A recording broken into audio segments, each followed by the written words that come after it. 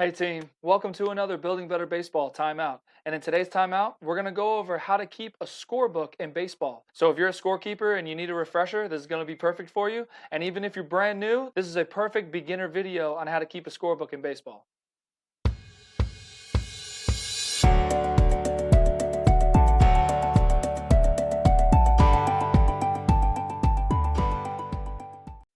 Remember, I'm Coach Hart, and in these timeouts, I teach you the rules of baseball and I teach you how to play the game. So let's learn how to keep a scorebook. So the first thing we need to know and we need to think of as scorekeepers are the numbered positions in baseball. So number 1 is the pitcher, right? So number 2 is the catcher. Number 3 is first base. Number 4 is second base. Number 5 is third base. Number 6 is shortstop. Number 7 is left field. Number 8 is center field. And number 9 is right field. So those are the baseball positions on defense, and those are really important to know because you're going to use them a lot as you're scorekeeping throughout the game. What is a scorebook? So this is what a baseball scorebook looks like, and we're going to go through all of the sections on here. So this is where you put the players and the lineup, number 1 batter, number 2 batter, number 3, and all the way down. You put their name in the white area here. There's also an area to put their number. I believe it's right here, and this is the position they're playing. So you put the number and the position and the player. The gray area below, that is for a substitute. If you have somebody sub in the middle of a game for this player, you would write their name, the sub's name, in the gray area below that player. So that's what that area is for. This area up top, that's where you see the innings. So inning number 1, number 2, number 3, and all the way down. That's where you see the innings. So the innings are like columns that go all the way down along with the players and the lineup. So as the players go down, the column goes down, and that is every inning, right? This is the golden area. This is the scorekeeping area. This is where you're going to keep track of all of the stats around the game. This is where you're going to keep track of all the hits and the runs and the outs and everything, right? Each little box is where you keep the score, and we're going to get into that in a little bit. But this area is where you keep all the scores. And if your team likes to keep track of pitch count and pitching stats, most scorebooks have this area over here where this is like the pitch count. This is where the statistics are for the pitchers. So if you keep track of pitchers and the pitch counts and everything like that, most scorebooks would have a section for those stats to keep. This is where you're going to keep the game day details, so the date of the game, who's home team, who's away team, the end time, the start time, and everything like that, who the umpires are. A lot of scorebooks are different, but they all have these general areas for this information. And this is where you're going to keep the game day details. And every scorebook also has the numbered positions, just like we went over in the first slide. So this is really important as a reference. If you forget a number or forget a position or whatever, you can just use this as a quick reference, and every scorebook should have this reference for all the numbered positions. So how to keep score for offense. So these little areas are exactly like the scorebook right here. These little areas right here, we're going to dive into that specific box, right? So these are where you keep balls and strikes. So there's 3 boxes for balls, for strikes, and this is just how you keep balls and strikes for every specific batter, right? If they hit a single or get a walk, you would circle based on balls, or you would circle single, right? You would write it in the box, in the diamond, and you would draw a line of what they got. So you would draw a line from home to first because they got a single or they got a walk, right? For a double, you would write 2 base and you would circle it here, and you would draw a line from home to second. You're basically tracking exactly where they go to each base they go to. For a triple, you would write 3B as a triple, and you would draw a line from home all the way to third, right? Same thing with home run. You would write HR if they got a home run. You would draw a line from home all the way back to home, and you would circle HR over here, right? If they strike out, you write a K. A forwards K is swinging, so if the batter swung, you would write a forwards K. And if they did not swing, you would write a backwards K. So if they strike out, it's a K. An offensive example, these 4 batters, let's say these are the first 4 batters in your lineup. These 4 batters got 4 singles, and that's what this example is going to be. So batter 1, you would write single, and you would draw a line from home to first, right? So this is batter number 1 in the lineup that we just went over, right? You would circle single. Batter number 2 gets up, gets a single, right? So in batter number 2, you would write single, same thing, draw a line here, but you would go back to batter number 1, and on that single, batter number 1 advanced to second base. So you would draw a line from first to second. You're basically tracking exactly where each batter goes or each runner goes, right? So batter number 2 gets a single. On batter number 1, you would draw a line from first to second. You don't have to draw this extra number. This is just for your reference in this video on this line is drawn when batter number 2 gets their single. So same thing for batter number 3. You would draw the same thing. Get a single, draw the line, circle single here.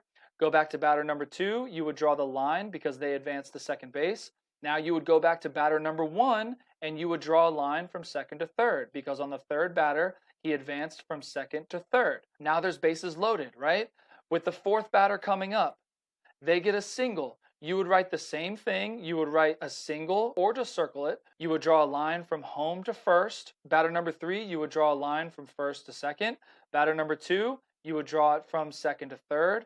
Batter number 1 has now scored because everybody has gone around. For a run, when a run scores, you color in the box, okay? You color in the box just like this. When you see this on a scorebook, that is how you can easily count the runs. So if you're going down the scorebook and you're going down to try and keep score, you can see all the ones that you've colored in, and that's what the score is. So if you see 5, obviously your team has 5 because they scored 5 runs, right? So this batter number 1 has now gotten all the way around with the 4 singles, and they have scored, so you color it in. Now batter number 4, you want to make sure you note that he got an RBI, right? You want to write down that he got an RBI. If he hit a double and he got 2 runs in, you would write 2 RBIs. You would write 3. However many RBIs he got, you would write that down in his little square for that inning, for that at-bat.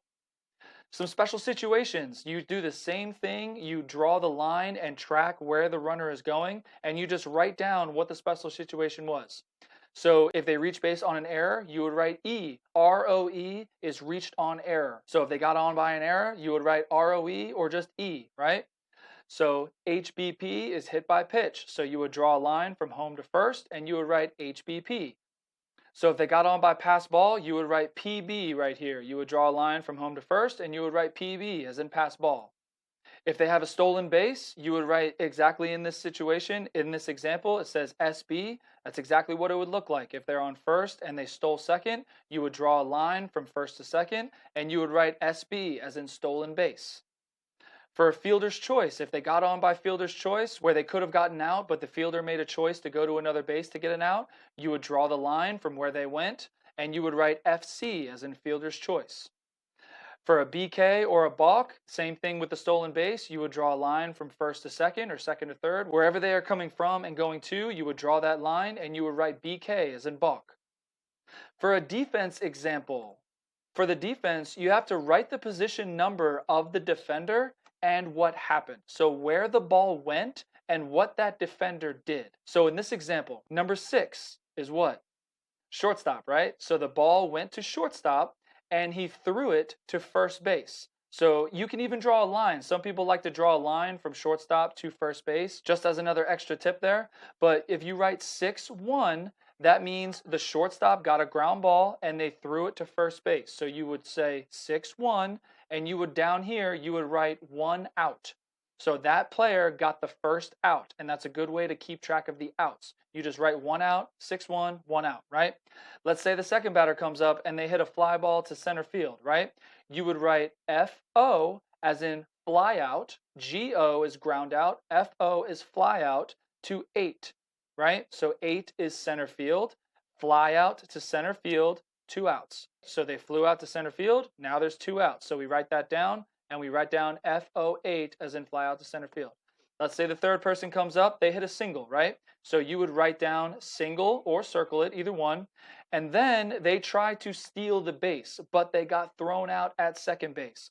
Then you would draw a line from first to second and you would write CS as in caught stealing. So caught stealing is the abbreviation or the term for somebody getting thrown out at a base when they're trying to steal. So the initial thing is a single because they did get a single, but then they tried to steal second and they got caught. So you would write CS on this line here, and this is exactly what it would look like. They got the third out, so you would write 3 outs there.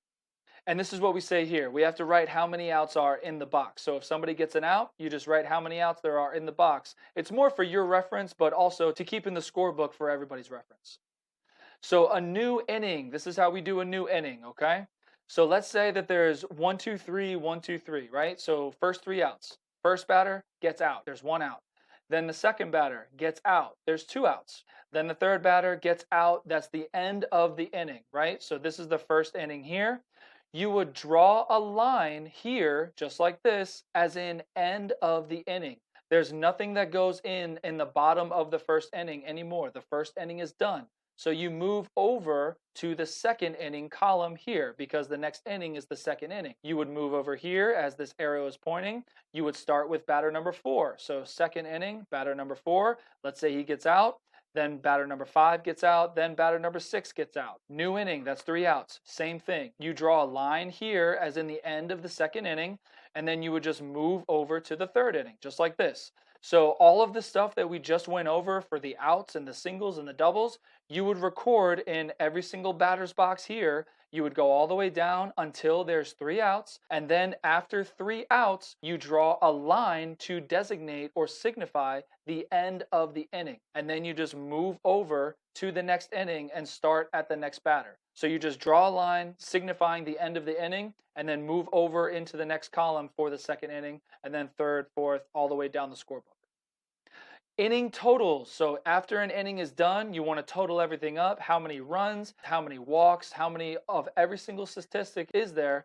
You would write down at the bottom here for the inning totals. So this is a great way, especially at the end of the game, to reference. You want to go back to each inning and see the totals that you totaled up. That's a really quick way to add up all of the runs and do the final score and everything like that. And really quick, one little point. If a team bats around the lineup, so let's say there's 9 batters, right? And the team goes batters 1 through 9 and they don't get 3 outs. Then you would just move over to the next column and then just cross out that 2 and you would put 1. So if you have a team that's batting around the lineup and then somebody comes back up, you can't go back to the first inning because there's already stuff written there, right? So you would just move over into the next column. You would cross out this inning number 2 and you would put inning number 1. And then you would just do that all the way down each column and change each inning to the next inning. So inning 2 would be number 1, inning 3 would be 2, 4 would be 3, and so on and so forth. Thanks for taking the time out with Building Better Baseball. I hope you enjoyed it, and I hope this helped you if you're a scorekeeper or if you've never even kept score. I know that there's a lot of scorekeepers who do it on their phones these days, but if you have a scorebook and you need some help, I hope this video helped you. If you like what you saw, make sure you subscribe to the channel. I come out with weekly videos to help you improve your game and to help youth baseball players and coaches in their baseball journey. I'll see you in the next time out.